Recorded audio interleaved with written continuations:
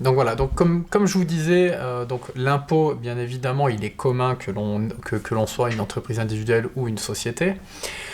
Et donc, qu'est-ce qui diffère un petit peu entre les deux finalement? Eh bien, c'est que donc une société aura finalement un impôt personnel, d'accord, qui est lié uniquement à la société. C'est la société qui est redevable de l'impôt.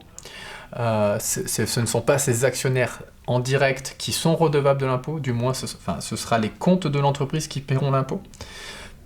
Concernant donc les entreprises individuelles, c'est là où en fait il y a une distinction et elle se fait là-dessus, c'est que les entreprises individuelles seront elles imposées donc sur leurs résultats et ce seront directement donc ce sera le dirigeant directement qui va devoir payer, si vous voulez, l'impôt, donc son impôt, et on le détermine, on dit que c'est un impôt sur le revenu, parce que finalement, l'entreprise individuelle donc, de ce dirigeant-là, eh bien c'est l'activité qui lui permet de gagner de l'argent, et donc lui, ce qu'il va gagner comme argent, ce n'est pas des revenus de salaire, d'accord? Ce sera donc simplement des revenus de BIC, donc des biens industriels et commerciaux.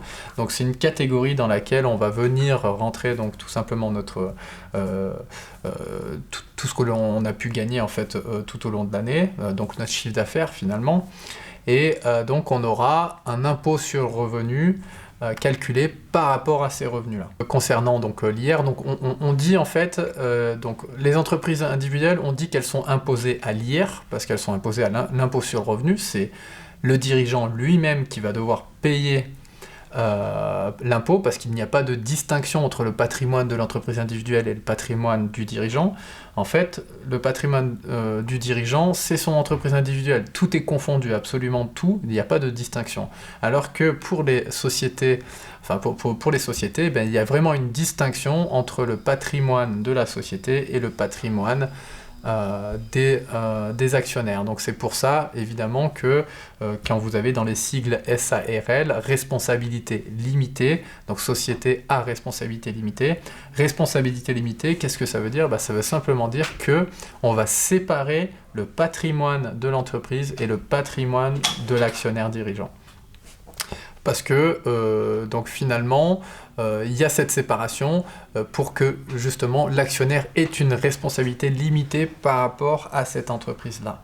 Et ce sera l'entreprise qui va, elle, devoir l'impôt. Pour les entreprises individuelles, tout est confondu, donc ce sera en fait lors de la déclaration individuelle des impôts, donc, qui se fait souvent donc, dans le mois de mai, et donc c'est à ce moment-là en fait qu'il va devoir déclarer son chiffre d'affaires finalement, et il va devoir donc l'inscrire dans les BIC, les biens industriels et commerciaux.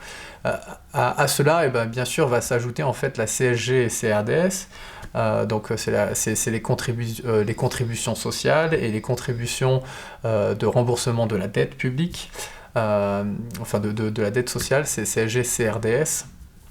Et donc du coup, il y aura juste cette distinction-là qui aura, donc c'est le chiffre d'affaires plus, bien sûr, un impôt sur le revenu calculé par rapport au chiffre d'affaires et de la CSG, CRDS.